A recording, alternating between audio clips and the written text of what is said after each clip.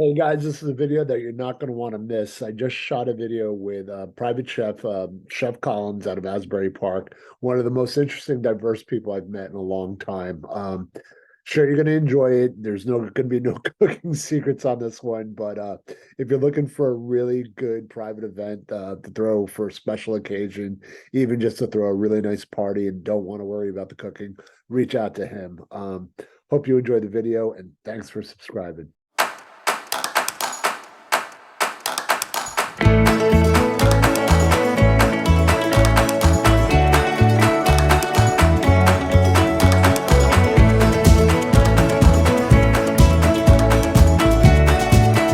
Hey, this is Peter Cunha, broker owner of Open Doors Realty. I have a really, really special guest. I don't think I could just compliment you anymore, but this is my good bud, I guess, Chef Collins. Matt, how you doing, bud? I'm great, man. No, you gave me so many compliments. That's why it's only waist up. I don't want anyone to see what I'm doing with my hands. You were being so gracious and nice to me. Oh man. So listen, the last time, this is what I always I love about you. It's you we were talking about it before, painting outside the lines a little bit, not being scared to kind of speak your mind and do creative things. We were just talking about a mutual kind of I guess graphic designer that we were using for a while, and it's like everything was going good, and then you had the same experience that I did where it wasn't going so good, but the content's really nice. So whatever. Uh, so how are you doing? How are like we just got out of what I consider almost like COVID, even though like people are talking about wear your mask again and stuff like that. So how's business with this kind of we don't know what to do right now? Um, it's good. It's good. Really bounced back. Last year, really bounced back, and then obviously back in April we had a lot of the zingers again. They kind of crept up on a lot of people. Like last April, I want to say I lost like $5,000 like just in the month of April from like cancellations. Like Right. every single event I had that month, it was just like, oh, we're gonna have like 20 people, and then like 2 days before they're like, it's just gonna be the two of us, and I'm like, oh cool, I lost 18 fucking people. Like, you know what I mean? It's like a Friday night, and I'm like, oh my god. So it was pretty rough. I mean, people handled it pretty well. Contractually, the rules are the rules, where it's like, hey man, like this deposit's non-refundable. Right. Um, because I always tell people too, like I'm someone who, it doesn't matter what happens in my personal life, I'm showing up uh to do your event. I've had kidney stones, I've had deaths in the family, I've had other situations, and it's like I'm telling you, I'm there. Right. um there was one time I goofed, but outside of that, one goof in 3 years isn't bad, and it was for a close friend of mine, because I didn't take them seriously, so I scribbled the wrong date down. um As somebody that's missed somebody's wedding for the same reason. Yeah, it was one of those things where they're chatting with me, and I said, "Don't worry, I'll write it down." But I like didn't take them seriously. But Right. anyone who I don't know, I'm definitely taking them seriously, because you don't know who you're dealing with, so you Right. got to take them seriously. So let's back up a little bit. How long have you been a private chef for like a chef to the celebrities? Like kind of go us through the journey of how you got into cooking in the first place. Yeah, sure. So the business started 3.5 years ago, like October 2019. But essentially, I kind of cooked since I was a kid. My parents got separated at my 8th birthday party. And then my mom went back to work, and I started, watching Chocolate Pan on PBS, and whatever, Ming Tsai, Bobby Flay, and just started cooking. And I really liked hollandaise sauce, and like going to Denny's, and so I wanted to know how to make it. So when I found out the packet versus how to beat some eggs, it was cool. And then there was a culinary program at Freelborough High School. I did that. I, for lack of a better word, excelled. Like they let me do the senior project my junior year, so I got to do it twice. And then I went to CIA when I was 17, and I worked in the city for about 10 years Okay. before I moved back. A little stint in, I did it like a trip to Europe that I planned to like eat and try to like stage and work and learn, and Right. have a good time too. So it was like a interesting balance. If that could be life, that would be the greatest life ever. Just traveling, eating, and semi working. But there's no way to really make money doing that because no one I worked for paid me. so, Right. so it was like a money pit, but it was a great time. Yeah, no, I have another dear friend that's what her and her sister do.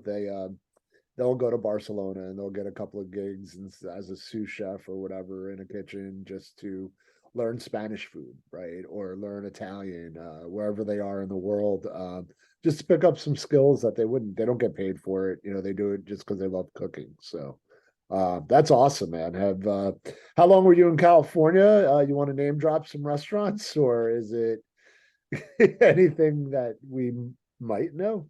Wait, in Europe or California? Yeah, California. No, I never mentioned California. I thought you said CA. Oh no, no.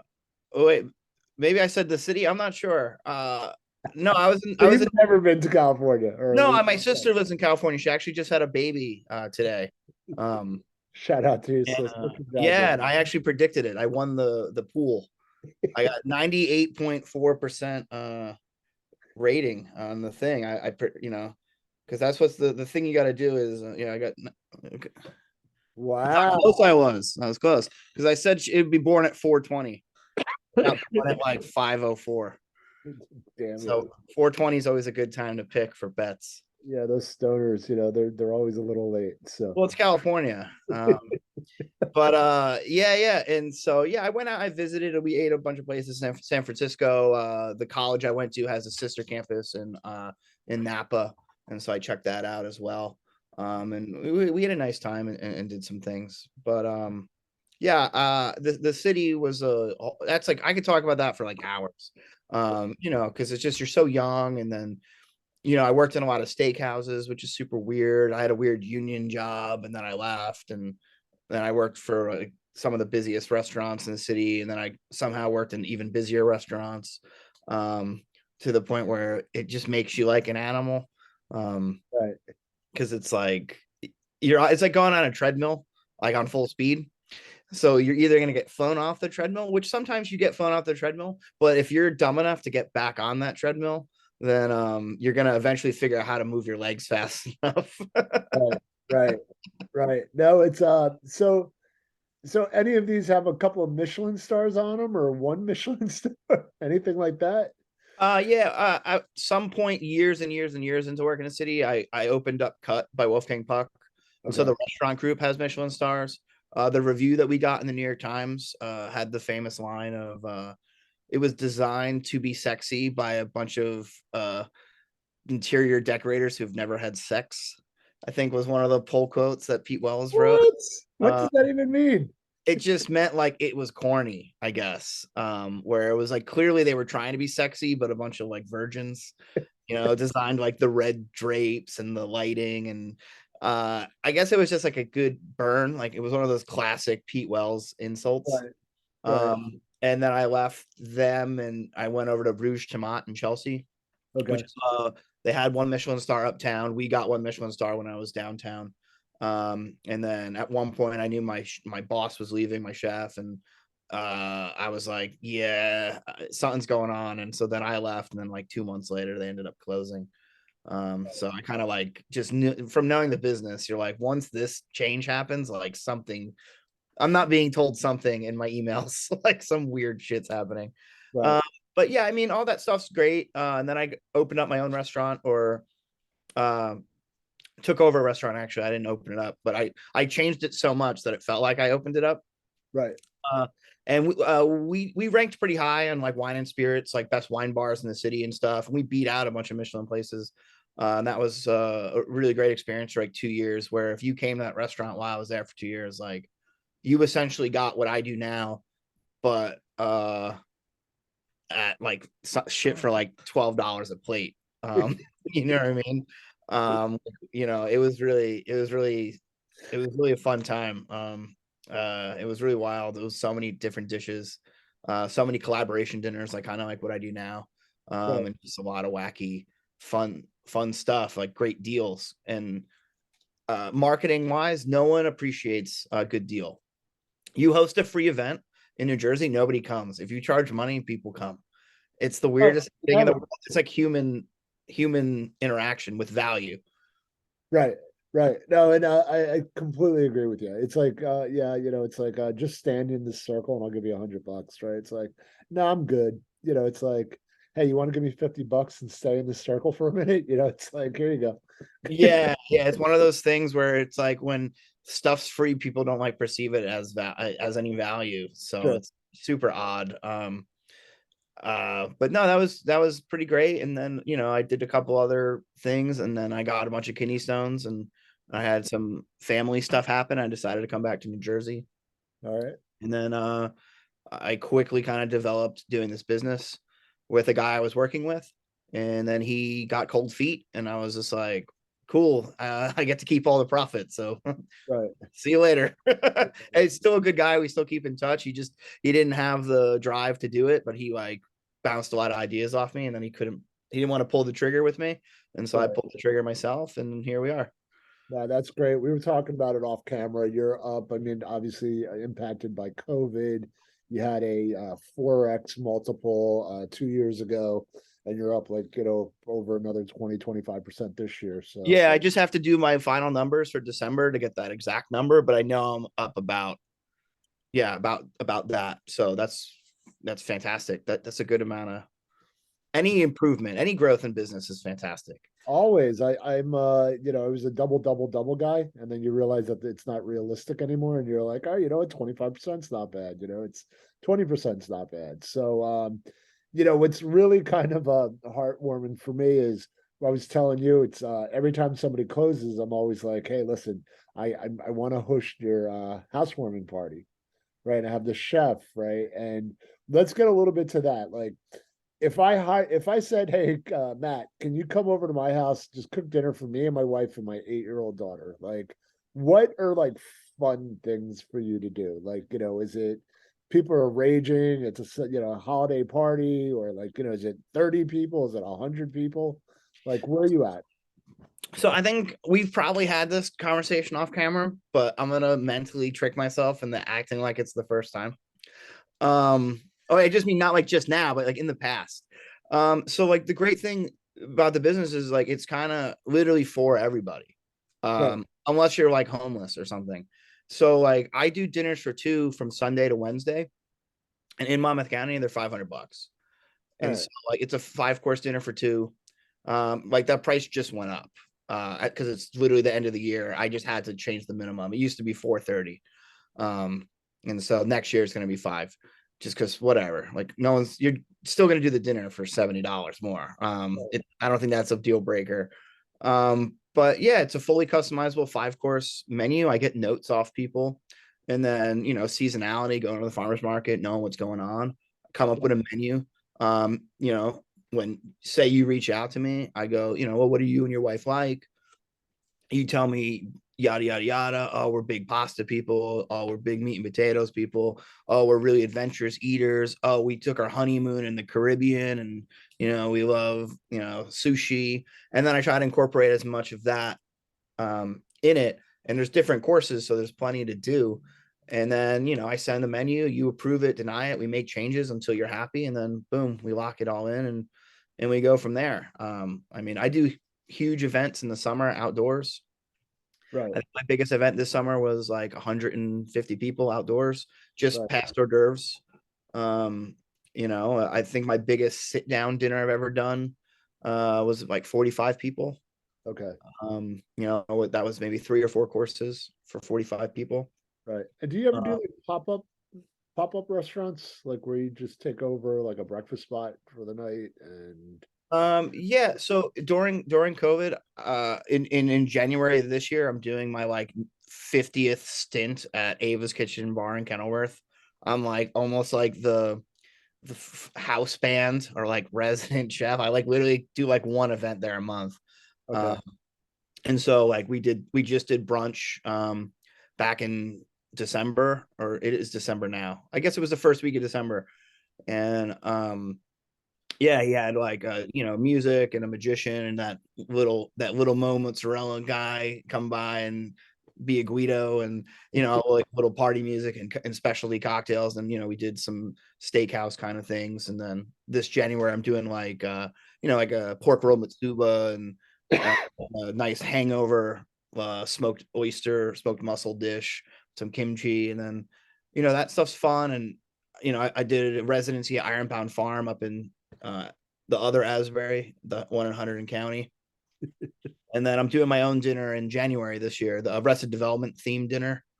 I don't know if you've seen that or not. I have a bunch Oh, of flyers downtown, and they're with my head on, like Michael Bluth, and it's a great dinner with all different dishes from the show, like the cornball and the chocolate covered banana and the poison muffins and um, the man egg. Uh, all these dishes from Carl Weathers stew.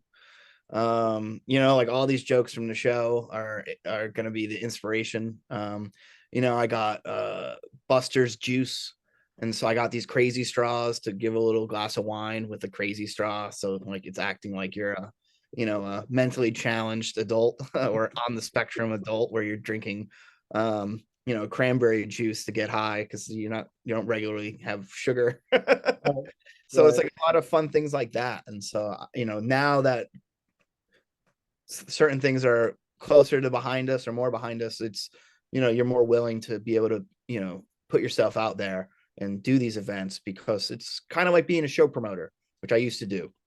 You have to find the venue, crunch numbers, figure out how many tickets you have to sell, and you really put a lot of money out on the line to execute the events. right, Because it's not like when someone hires me, I get paid a deposit, I have the budget, I know the guest count, I rent a venue. Who knows? Maybe only half the people show up, and that covers the food and the venue, and I break even. right. You don't really know what's going to happen. They're either going to sell out or they're not, or um, you know. Well, if you ever want to collaborate on that, I'd love to do something because I know I could have you booked at least twice a weekend or like even during the week on like on off-peak season. What's your busiest time of year other than the holidays? Um, Summers? June to August, the summer is insane. You have all the people down at the shore. You have all the guys from New York down here. You have all the extra family things. You have all the people who are just tired of the same stuff they do every summer. Right. So you mentioned that you did a video that went viral. Uh, was that regarding food? Oh, yeah, no, yeah, 100%.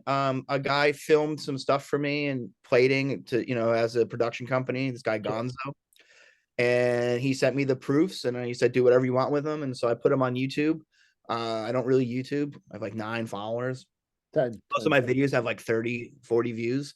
And I put this one on, I got like 3,000 in a couple minutes. And I think a copyright claim on the music stopped it from, Oh, wow. but it like popped off. Like they showed it to everybody, and so that was a nice surprise, because as a business owner, you never really know what's going to work. You have to throw as much shit to the wall and kind of hope it sticks without annoying and alienating everybody. Right. Well, here's one thing is like, how do you get most of your business? Do you know what your mix is? Is it like 90% referrals or like, somebody watching your video and or they're Google searching for you? Where does most of your business come from? Google's huge. Google's pretty big. Referrals are pretty big, and referrals get bigger you know, the more dinners you do. Um, I definitely felt the impact of them earlier on. Um, because I used to like be more concerned with how people were calling me.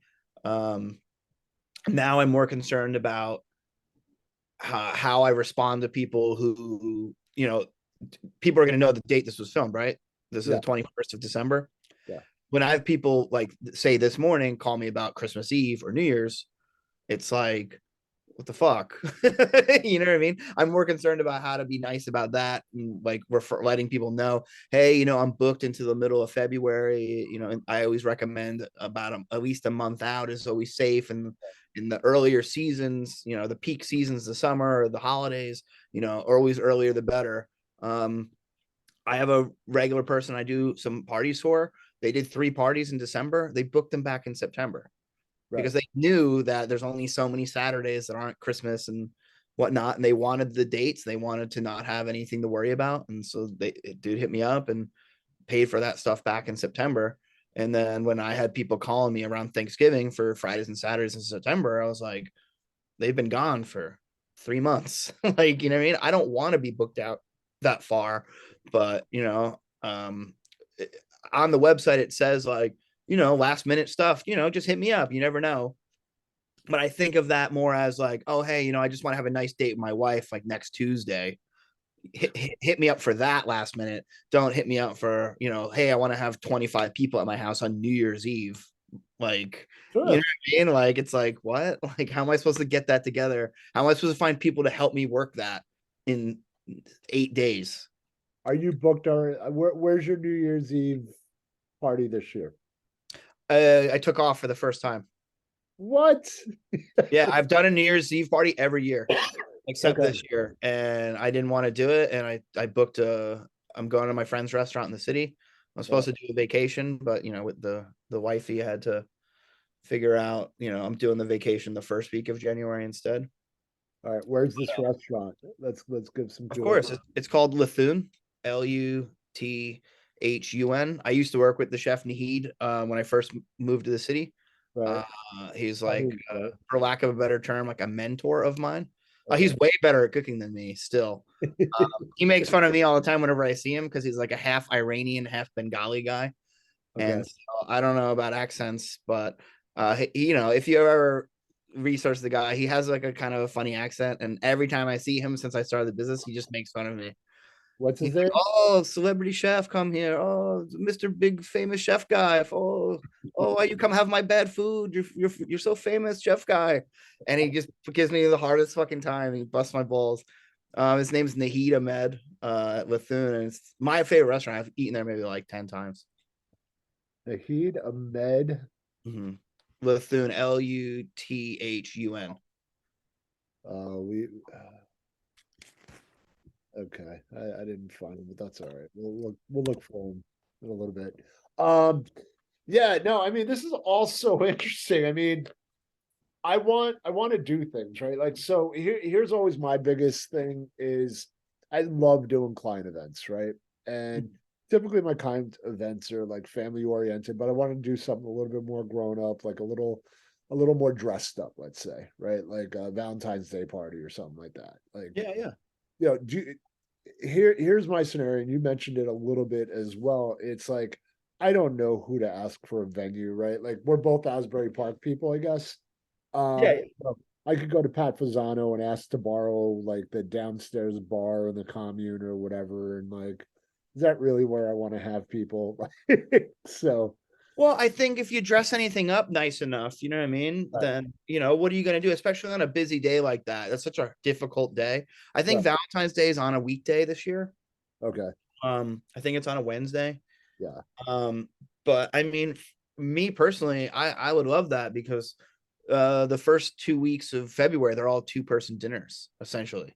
right, They're all like the lowest, you know what I mean, amount of money I could make, essentially.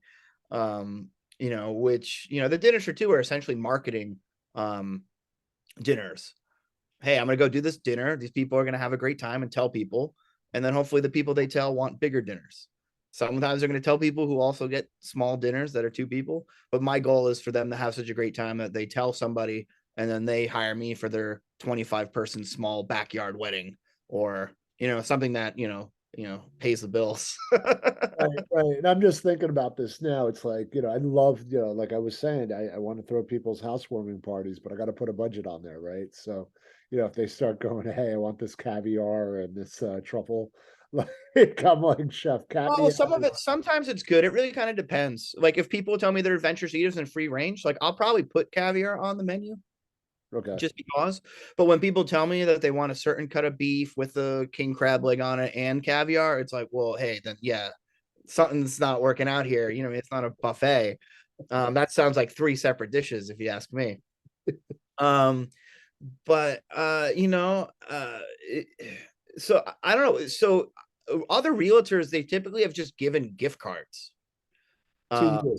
yeah, when they buy the house, they're like, "Hey, this is a guy. This is how long he says the gift card is good for 6 months. You could have X amount of people because they, everyone. I've done it to a bunch of realtors where it's always different, and then that way it's just nice where it's not like you can kind of like wipe your hands free and be like, now the person who bought the house has to figure out when they want to have people over because the funniest thing with that is when people buy a house that isn't finished being constructed yet, Right. they give the gift card, and then I have the realtor call me up 6 months later, and they're like, "Hey, Mac, and I just got like an extension, like the kitchen and the house still isn't finished." And I'm like, "Okay, whatever. We'll start from today on. They have another 6 months. Like, it's cool because that's happened a couple of times where people have bought in houses that just weren't finished, like had construction delays, and Right. the realtor prematurely bought the closing gift, but the house isn't finished for another year. Right. Right. Right. You No, and know, we'll talk offline about oh yeah, that. yeah. I'm not trying to pitch it to you. It's more for whoever listens. No, I know, and I appreciate Um, that because I wasn't even aware that that was even an option. I thought I had to really roll up my sleeves and kind of get Yeah, no, involved. because then you have to schedule with them and when their guests want to come and whoever else you want to have. And that's like really the pulling teeth thing because everyone's different. Like everyone has a different job, different days of the week that are good for them. My favorite people are people who wanted a Saturday, and I'm like, I don't have that Saturday, but I have the Friday or the Sunday. And then the people who are like, oh, who the hell cares? Like, we like to party. These people are in town. We want to have a nice dinner. We want to drink a bunch of wine. That's when it makes me happy. I hate when it's like someone's 65th birthday and they're like, I can't believe the person's birthday's taken. And I'm like, they're an adult. They could have the party the day before, the day after. And they're not gonna. They know it's for the same birthday. They're not gonna be upset about it. It's just you didn't get in line early enough, and someone else took it.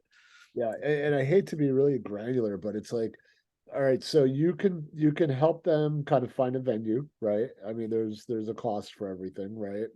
You obviously are the chef, Oh right? no, I do that in home. Are you talking about the private or? Yeah, like if I said, hey, listen, I really want to throw an event, it's probably going to be between 40 and 50 people. Can you help me find a venue? Uh, Some I've made recommendations, but I don't regularly do that. Okay, So that's the issue too with calling it events. I just didn't want to market myself as only a private chef. right, So when I started the business, it's my tagline is unique dinners and pop-ups. And it's not even unique dinners at home. It's just sometimes they're at home, sometimes they're at restaurants, sometimes they're events I host, sometimes there's events other people host. And so that's really the joy of it. And then with branding your business, it's difficult. So I've probably told this story before on another show that on Yelp, because it's event planning, I got an inquiry asking if I dress up as Elmo to go to a kid's birthday party yes, because I clicked the box setting up the profile where it's like, oh, I do event planning. And so that happened. I've had people ask me about only plateware rentals, like for like another facility. Like, hey, we're having our wedding at the Asbury Hotel. Like, we need all the china, and I'm like, that's not me. Like, right, that's right. What is it? Party Central or Party, whatever it yeah, is. like a rental. Like, yeah, people have thought I was a rental company. But that's also Yelp, where I have a feeling that a lot of those inquiries are just people who work there, Right, who it's just to get you all subconscious. So you give them, $400, $500 a month, uh, to advertise you correctly. right. You're like, yeah, I'm good. I'm busy enough. But yeah, I've made some recommendations, but then what happens typically with the recommendations is when I make the recommendation, I'm like cut out of the deal because they have a caterer, they have a catering department. Sure. They have the restaurants then closed down because the dining room's bought out. Right. Um, but you never know. Um, you know, uh, yeah. So typically, what happens is people are left to find the venue if they can't host it at their own house. Um, Right. Luckily, in Monmouth County, a lot of people have nice backyards. Of course, yeah, that's true. I was just watching somebody talking about they were on the Jersey Shore. They're like seeing all these kids on bikes and people walking on the street. Like, I wish I would have grown up here. Like, Yeah, yeah. never So really that's thought of it great. that way. Yeah, people have been really good about renting little tents and tables and chairs, and then outside of tables and chairs and a tablecloth, I pretty much bring everything else. I bring the ceramics, the silverware, the napkin, coaster, water glass. I do wine glass rentals or cocktail glass rentals, and then I'll tell you what to put in it to help assist with that service and make it more of a better experience and one less thing to worry about night of. Right. So how? All right. So how do people get in touch with you? How do other than contacting me? Oh, don't contact Peter. He's a busy man. Yeah, my website's chefcollinsevents.com. Has a little FAQ page about just general what I just went over here. So that's nice. My phone number's on there, my email's on there. If you want to browse and creep a little bit more, you could look at all the other social media platforms, whether it's Facebook or Instagram or Twitter or Yelp, and just get a more updated idea. Some of the pictures on the website are about 4 or 5 years old. Right. um I try to add new stuff, but it's like, if it ain't broke, well, don't fix it.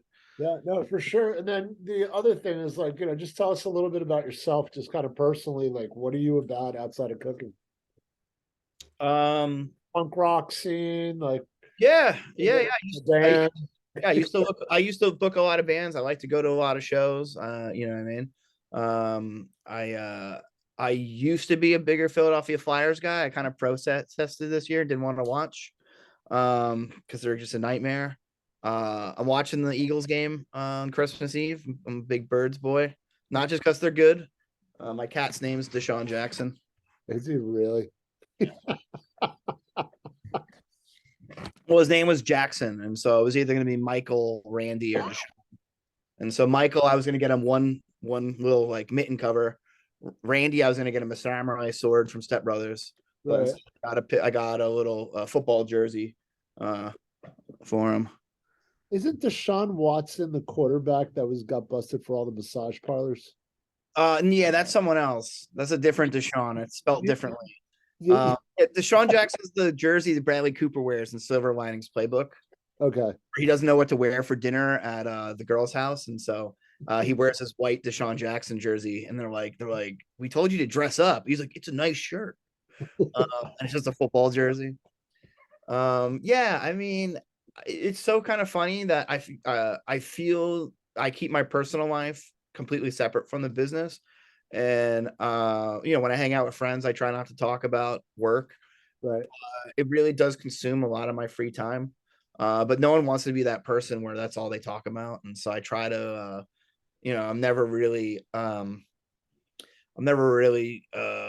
trying to have those conversations with people, and people try to pry it out of me in public all the time. If I go to a bar or something, or I'm with someone, like, oh, who's your friend? And always the first fucking thing they say is like, oh, this is Matt. He's like a great chef. And then I have to have like a 15-minute conversation, like Well, you're a school explaining my teacher. business to people. Which is fine. It's just not the time and place. I'm just trying to hang out and have a good time. I always give people a card and be like, yeah, check it out. And if you want, call me or email me. But instead, people always ask the same questions like, what's your favorite thing to cook? And what would you cook for me? And it actually has gotten me in more trouble because sometimes I tell people, like, I'm just not doing this right now. Like, you're Right. not actually inquiring about a real party or a real date. And so like my brain Shut isn't up. firing all in cylinders to like create for you, because it's like you're not like You're not really real. order it. So it's like, why do I have to like put a pen to a paper and like draw up this great menu that you're not actually going to have? And then I'm just stuck with this menu that I then want to sell to somebody. And of course, everyone who's going to call me that week's going to have like a shellfish allergy or gluten free or vegan or no dairy. And I'm not even able to use the ideas I wrote down for you because, it's customizable. So it's so different for like every single person that, hits me up. So you And don't just say you don't have a standard go-to line because you don't want to think about it. You're like tuna tartare with foie gras with some sort of cheesecake at the end of it. I Like, pull some of the classics out, but it's more of like a red flag thing, if that makes any sense. sure. So like, I have signature dishes that I do a lot, because they work for me. They're readily available seasonally and some things like that. So when people tell me that they love pasta, if they don't also tell me they hate mushrooms, I do this mushroom cacio e pepe.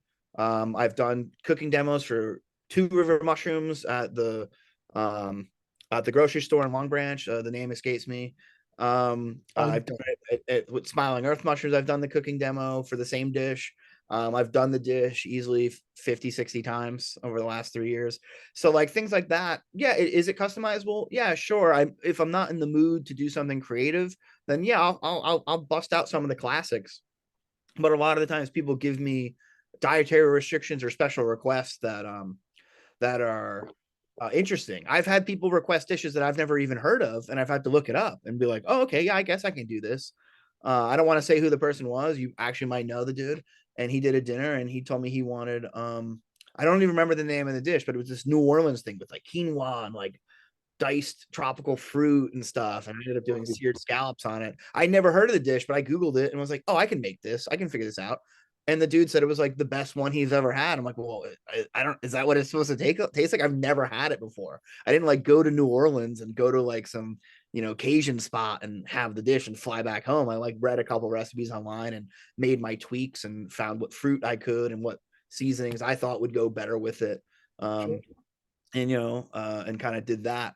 And so when people pitch me things that are specific, um, I think that's a great way to not, be on autopilot. And then also, seasonality though, would go on the farmer's market. Summer is going to be so much corn and zucchini and tomatoes. Winter is going to be a lot of squash and weird radishes and turnips and parsnips, and spring's going to be asparagus, peas, a lot of mushrooms and fiddleheads and ramps and spring onions. And so, fall's apples, pumpkins, squash. And so, you know what I mean? Knowing that, you're going to lean into those ingredients because it's the garden state, and, you can get great quality products. So why am I, what I mean? Not, I, but I don't you're know. It's like a weird thing where it's like, and then also it's based on the client. So when you have someone tell me they're looking to buy a house, there might be a house that you really want to sell, but if there's not enough bathrooms in it, if it's not a good school district or whatever, not to mention that house as much as you want to sell that house. right. So it's kind of the same thing with me, where it's like, if I want to, in the fall do, rutabaga with a steak, and the person kind of tells me they're a little more of a boring person, I'm gonna do a meat and potatoes then, and compared to trying to make this person eat a rutabaga, Right. because sometimes it's out of people's wheelhouse. I have pregnant ladies all the time, so I love doing seared tuna. I love doing tuna tartars, but guess what? They're normally not eating raw fish or raw Right. meat, and so Right. I always, those are always, it's like Guess Who. Some of the greatest hit stuff instantly come off the board, and then it leaves me gaps to fill a gap. Like a single gap is much more creative than to come up with a completely unique menu that I've never done before. Right. So No, it's kind of more like the Guess Who version of like, okay, no mustache, no glasses, it's a woman, no beard. And so it's kind of that way where it's not like, it's, I try to keep it in a rotation too, but you never know who's going to be at the dinner. And then when people book me more than one time, I reference the initial dinner, and I won't use anything that was on the initial dinner unless they tell me, oh, we love this so much, please bring that back. I'll do something completely different. So that way it's not a one trick pony. Like, hey, this guy only knows how to like sear a steak. no, That's like embarrassing, you know? it's so true. I mean, I like to try different foods, but I also like, You know what you like. I know what I like, right? It's I don't have to overthink it, Yeah, and what would you tell me? What would you want to have? I think we talked about it like a while ago, and it was like we wanted to have like a lobster fest. Oh yeah, yeah, yeah, yeah. I remember this. Yeah, yeah. Yeah, and that's something that I still want to do, and I want to do it kind of like on a neighborhood level, right? Where Yeah, yeah. it's kind of block party-ish type thing, right? But I think that you'd be great for that, right? It's just, the I don't know. You are like I was listening to you talk, and I remember you've said two things to me that just kind of completely caught me off guard. The first time we met, you asked me if like Hulk Hogan was the greatest wrestler or whatever.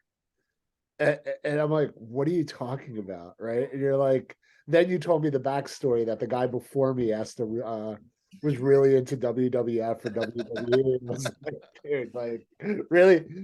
It was quite cruel on my end. Because I was just happy you weren't talking about wrestling. I'm not a big wrestling guy. And so I felt like you kind of stuck to the topic of like, this is what I do. I do real estate. And so I appreciated that because, I present my business. I don't like try to like some people that I'm like such a punk rock guy, DIY, like, listen to this music from Satan. You know what I mean? It's like that doesn't like bode well. Like you can kind of tell from, social media songs, or maybe I'm wearing a t-shirt or something that has something on it. You can kind of get the vibe, but I don't want to push that because, first and foremost, like I want to be a chameleon. I want to be able to make people happy. I want to, Right. you know what I mean, like fulfill those things. And so that's why kind of why I said it to you, because I was so appreciative that you were like to the point. There's a lot of people who have things that don't really relate to their business that they hawk and mention and talk about a lot more than what their business is, and the identity aspect of the business kind of gets taken away. Like I don't want to use anybody too specific. Order one of these cups like for $4.99 as a Christmas. No, I'm fucking with you, man. No, but you know what I mean? Like I don't want, I'm not, this isn't like a dig at like, say like, anybody, but there is a lot of identity. So if you go on Yelp on your business profile, there's literally 15 questions they ask you. Like, are you a LGBTQ owned business? Are you a woman owned business? Are you a minority owned business? Are you a veteran? All this stuff. And like, there's sometimes people lean into that stuff really hard where it's like, yeah, I know that guy is a business owner and a veteran, but what does he sell again? Like, because that's all he talks about. It's like, oh yeah, back in the Gulf, back, and that's all you hear the person talk about. You're like, dude, I know that the guy like didn't step on that landmine in Vietnam, but like, what does he sell again? I don't remember, because he just talks about how he loves Memorial Day and veterans, and so you kind of just lose track. Like a lot of people do that. They have other hobbies, like they do stand-up comedy or something, and then you think of them as a comedian and you forget that they have a landscaping business, because they're always talking about jokes and what's going on with Dave Chappelle and comedy, and it sidetracks you that you don't think of them in the way that I want people to think of me, like as the private chef dude who comes to your house and makes you a nice meal for a special occasion. I don't want people to think about me as the dude stage diving at House of Independence and doing a front flip and Right.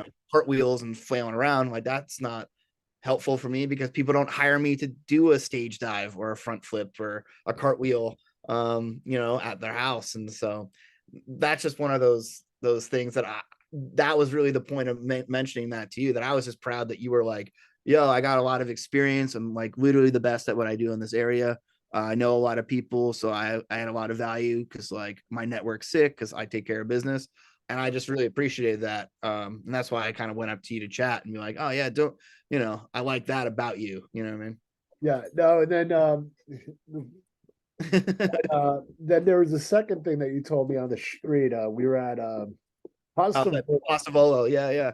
Yeah, and you're like, do you like tomatoes or something? I'm like, actually, I know I'm from Jersey and I hate tomatoes. You're like, you threw something down and you're like, don't use this realtor. He can't even rep the state, like I was just busting balls. I I was just loved busting it though. balls. Like you don't Um, understand. This is what I love about you.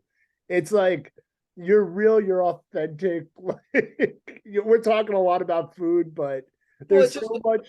You're it's a good like complex. small business owner like branding moment. You know what I mean? Right. Like you don't want to run a campaign that's anti-tomato in the state of New Jersey.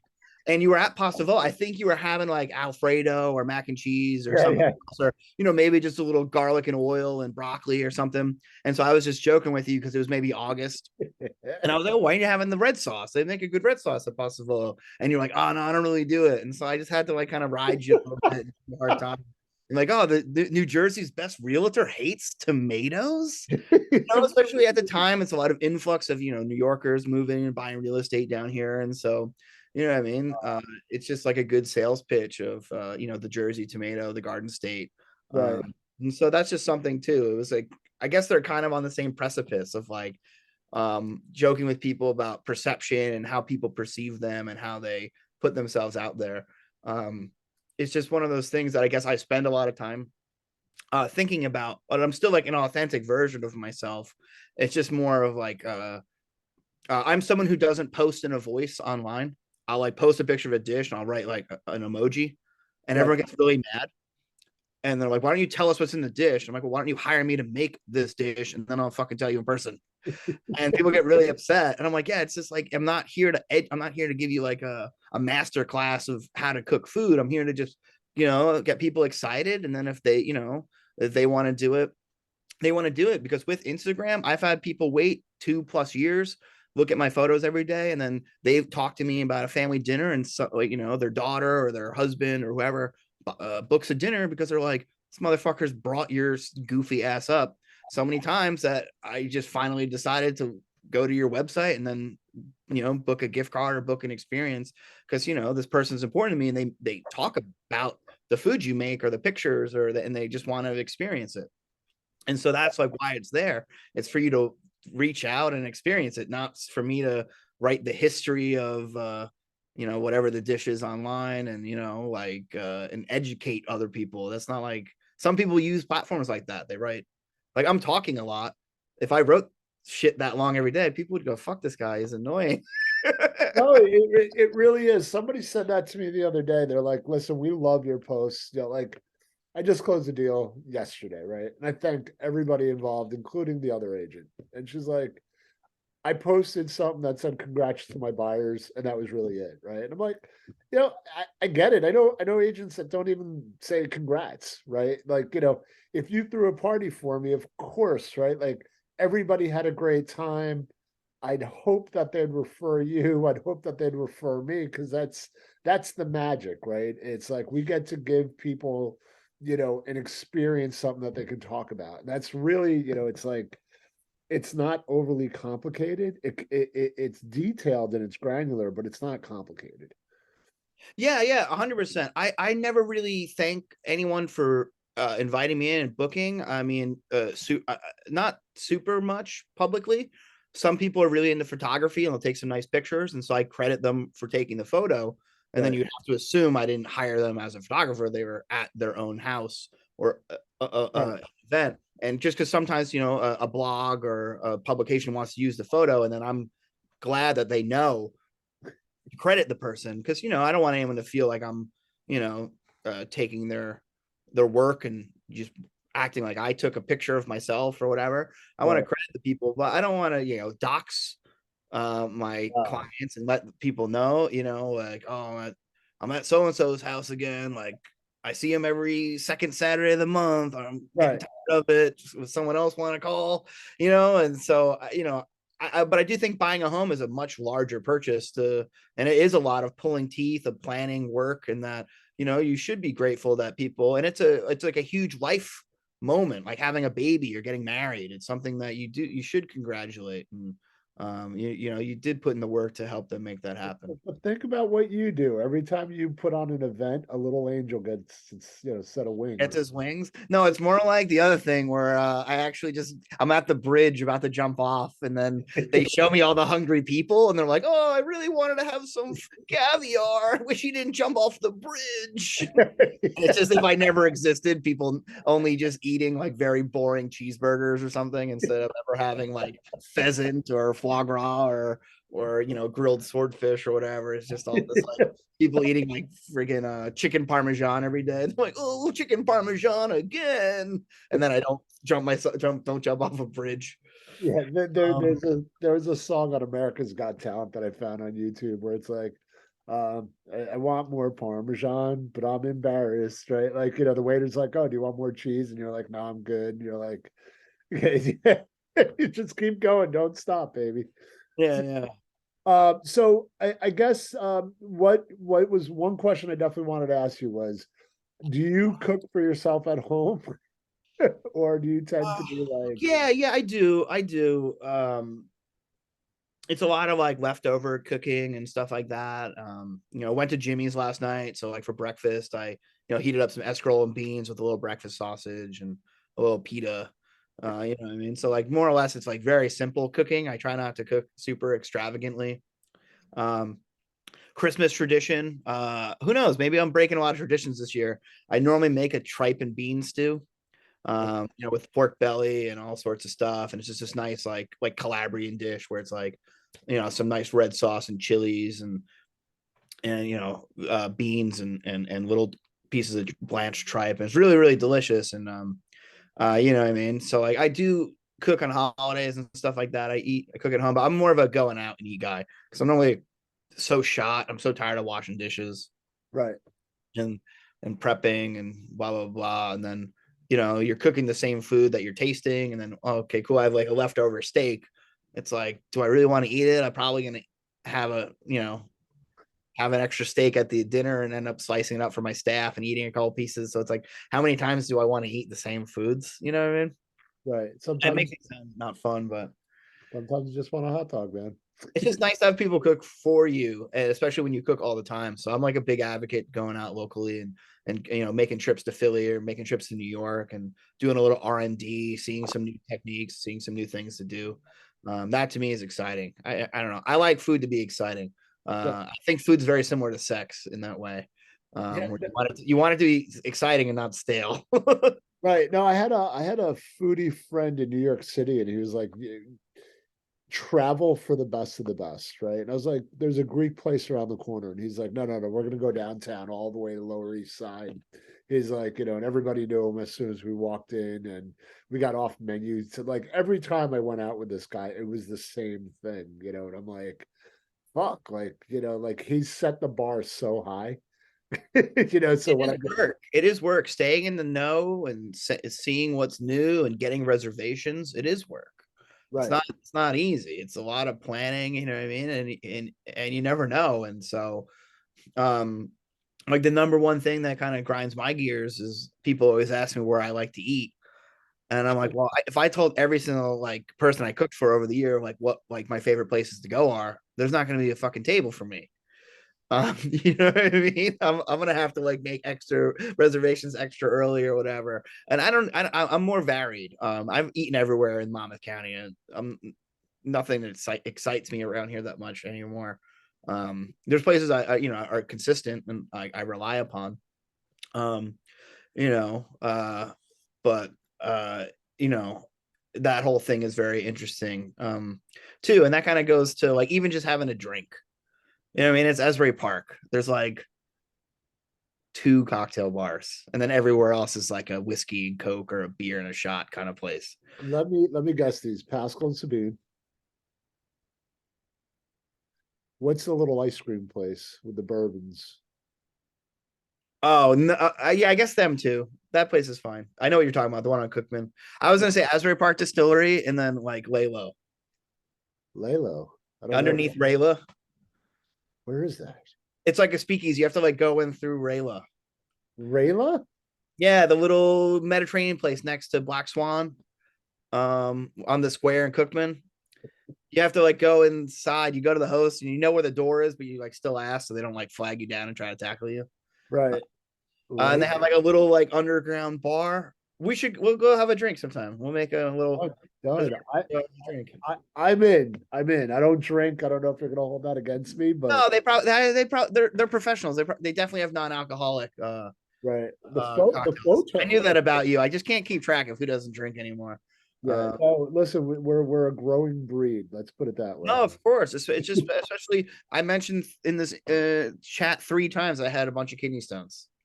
Where do you think they came from? And listen, you're not ready for it yet. So Oh, to quit?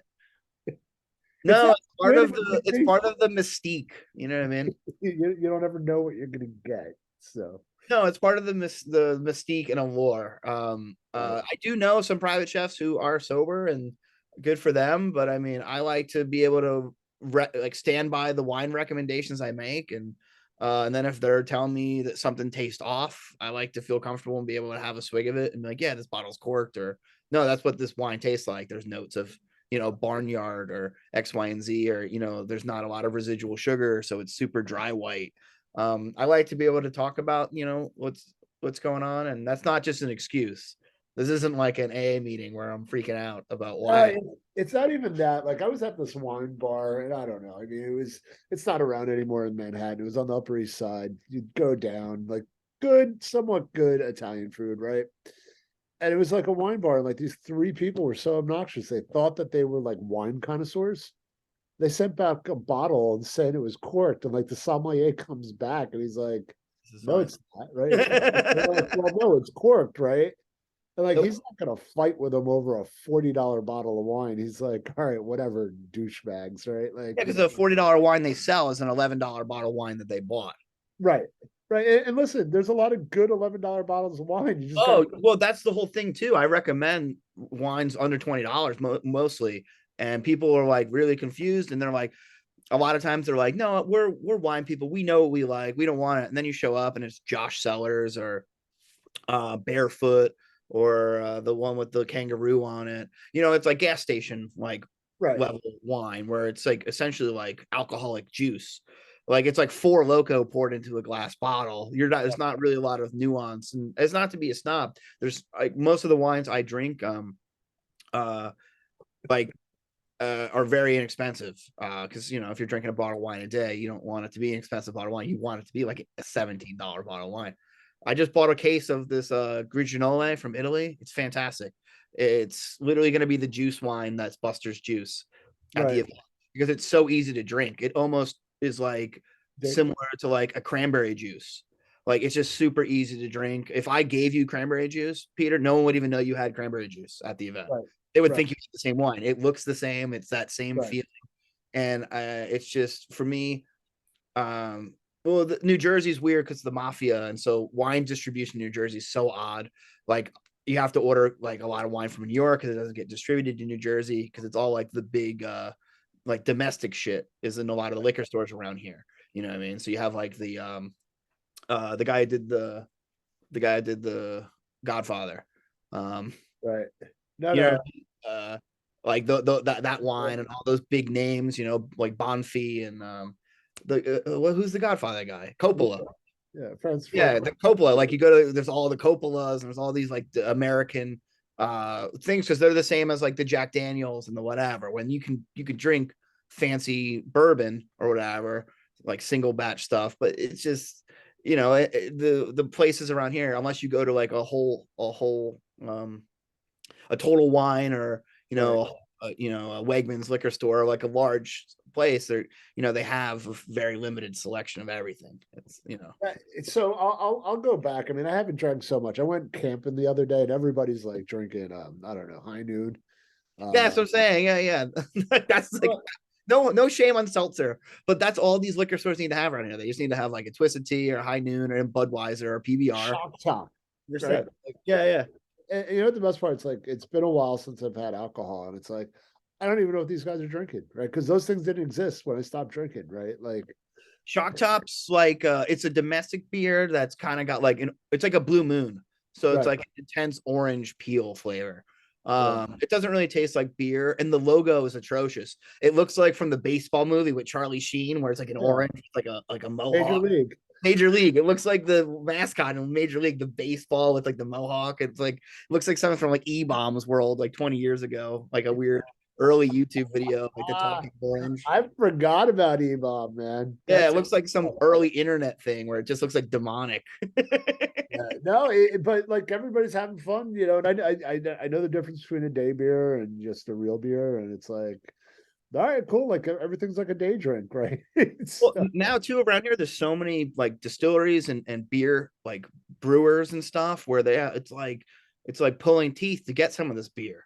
And I mean, like somewhere it's like Source, they do collaboration with like Jersey Freeze and Confections of a Rock Star and all these local businesses where it's like Black Friday sale when they release the stuff. It's like people swamp the floor and they're like trampling each other and shit.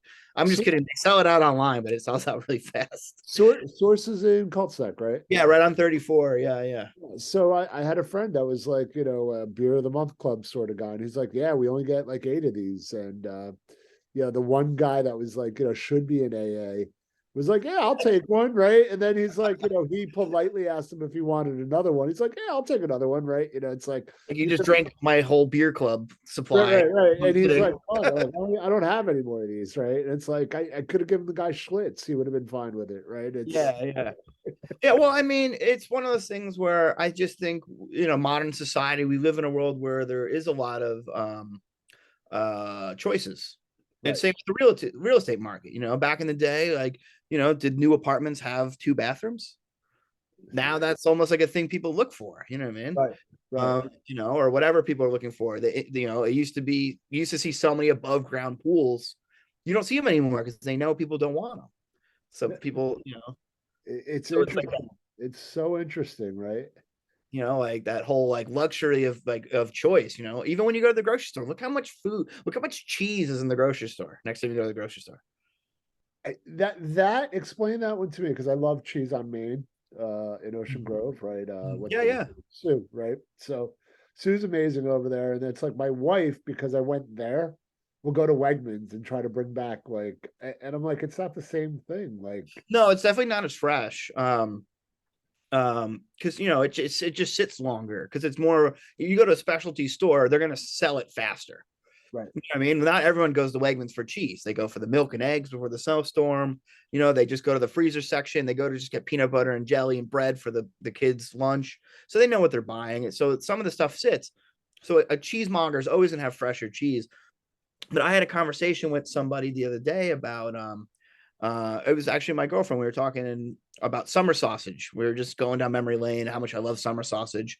And I mentioned yeah, being a you Boy do. Scout. Yeah, I do.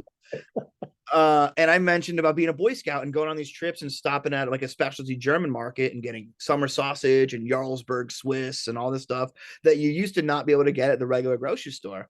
And now you can go to a regular grocery store like, Wegmans, because they're very like Western PA and upstate New York. And you can get like kind of more like German and Polish specialties like pierogies and summer sausage and Jarlsberg Swiss, which, back in the 90s, you used to have to drive an hour and a half to bumfuck and go to this weird like place from a Quentin Tarantino movie, like a German themed like Right. what I mean, like little deli. Das Brot. Yeah, or you used to have to drive up to North Jersey. It's kind of the same thing with the down here with all the Italian markets. Right. Used to be one or two places. Now you want to go get a tray of chicken Milanese. There's fucking 150 different places you can go to get manigot or stuffed shells or what I mean. That It's just so many. those throw me off because we have so many good restaurants and little Italian places, and I'm like, I could go to this place, I could go to that place. Like, who haven't I supported in a while? And I'll do that. And everything from the sandwiches, they're ridiculous, right? Where's your sandwich place? Aleo's in Lincroft right now. Okay, I'm a freehold kid, so I'm a big Sorrento's guy on 33. Yeah, I know that one too. And it's like, Yeah, that's my spot. but they're huge, right? Like you could eat for 4 days on one sub. I mean, you in theory. Yeah, yeah. Well, I guess the price increases and stuff over time. They used to be bigger. I'm good with just the right amount of meat. I don't want to name drop somebody and talk shit, but one of the bigger sandwich places around here, I've never even had it because I'm like that doesn't fit in my mouth. Subway. No, no, the spot in Middletown.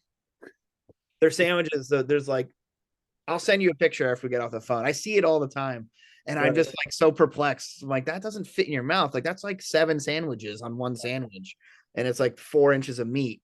And I'm like I couldn't even get the bread in my mouth, too, where I'm sure it's great, like semolina bread. But I just like don't understand like how I'm gonna break down the sandwich into a way that I could then eat it. Right. But it's one of those things that they get popular because they're over the top and good for them. I'm not knocking it. I'm not a wasteful person. And so I don't know how I would eat that. I'd have to get like an extra loaf of semolina and split the sandwich in half or something. Right. No, because I just got back from Portugal, right? And everything's on a baguette and it's like one piece of ham, one piece of cheese. You're done, right? Like that's more than enough, right? It's good cheese, it's good ham, and the bread's phenomenal, right? And you're just like, I'm gonna be hungry after this because I'm used to the Italian sub. Well, you're also a large man. You're Right. probably the biggest person in Portugal when you're there. I don't see many taller people, that's for sure. Yeah, it's not a tall country. I don't think. Yeah, I did my 23 and Me, and it turns out that I'm like only 75% like Iberian Peninsula. And then like some guy was like, dude, you got North African, German in you, and all this other stuff. And it's like, whatever, I'm just a mutt somewhere down the line. Well, at least you don't look like something particularly that you're not really, like me, because that's always a pleasant conversation to have all the time. What, being a ginger? Well, I'm like I'm like about 50% Irish, so I'm not that Irish, but then I'm Italian and Lithuanian. And then I always get the Irish thing all the time where people just think I love eating boiled potatoes and cabbage and it's St. Patrick's Day every day. So it just really like wears itself out. Where I'm like, guys, it's New Jersey. I'm obviously Italian somewhere. Like, just relax. It's gonna be Right, okay. right. I even have 7% Italian in me. So Yeah, exactly. Yeah. I'll give you 7%. But no, listen, Matt, I appreciate you. Again, how do people get in touch with you? yeah. Give me a ring. Chef Collins events. Type it into Google. Type it into Instagram. Type it into whatever Yahoo. And either shoot me an email or give me a call. You know what I mean?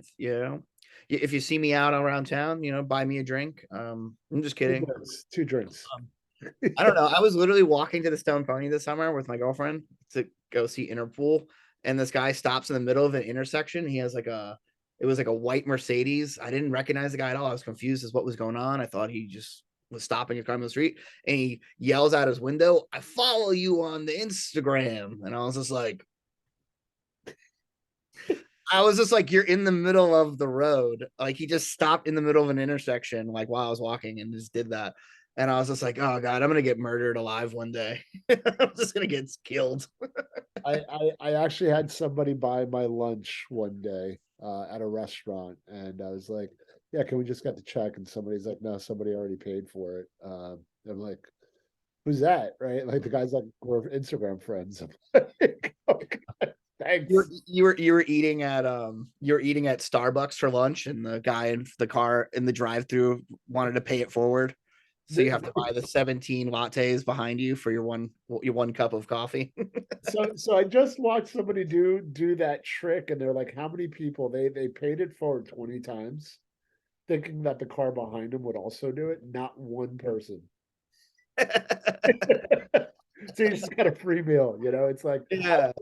I've paid it forward when it was like $5, and I've paid it forward when it was like 40, and I'm like, "Oh, I gotta be careful here." Yeah, but nobody knows. Nobody knows. But that's so funny that happened to you, because I tell people all the time when they say, "Oh, I follow you on Instagram," I just apologize. I say, "I'm so sorry to hear that. I'm so sorry." You can unfollow at any time, because the joke is that it's just like it is like the internet's very self-absorbed, and so it's just one of those things where it's just like you're selling. Everyone knows you're the house guy. Everyone knows I'm the chef guy, and so Right, once you have that relationship, it's almost like everything else is just like, this guy is still doing this. It's just right, very like, right. like people don't like appreciate the passing of time. You know what I mean? How often are people buying a house? How often are people celebrating? It's kind of more of like a once in a blue moon kind of thing. You know what I mean? Right. Right. No, it's true. That's why it's like so special. And that's why I thought that, we should do this video because from my perspective, like you said, it's like having a child, right? You bought a house, you plan on living there. Yeah, depending on where you're at in life, 10 years could be your forever house, whatever it is. But to have somebody on your level where they're like, "Oh, remember the time." Yeah, I don't get sentimental enough publicly, because I just find it comes off as like a marketing ploy, and it's like Sure. disgusting. But I've done so many weddings, engagements, baby showers, bachelorette parties, um, like very special birthdays. People, people, I don't know what the word is, like who are beat a really hard disease, or are not going to beat a very hard Right. disease, almost on hospice kind of thing, and just getting together for a final time, like very, very special moments I've been a part of with people.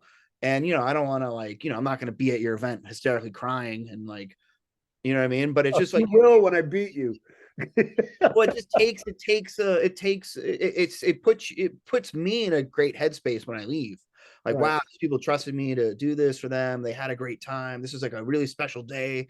They're gonna talk about all the time, and I was a part of it, and they were happy, and blah blah blah. And so it's similar in that way sometimes, where it's really like moving events happen, and like sometimes I'm like, oh, I didn't remember that this was gonna happen, and then it's like, Oh, like it's like you're watching Paddington 2. You just like tear up a little bit at the end. Oh, that was pretty beautiful, you know what I mean? And so I just try not to get like wrapped up in about that. Because then, you talk about that online, it just makes it like, about yourself. right. It's just not like whatever. Like, everyone can have their own journey, and whatever they think is special. And I always try to tell people I really appreciate when people have a good time just because Right. that to me is more comfortable for me. There's not like, hey man, if this dinner's not great, my wife's gonna fucking leave me, dude.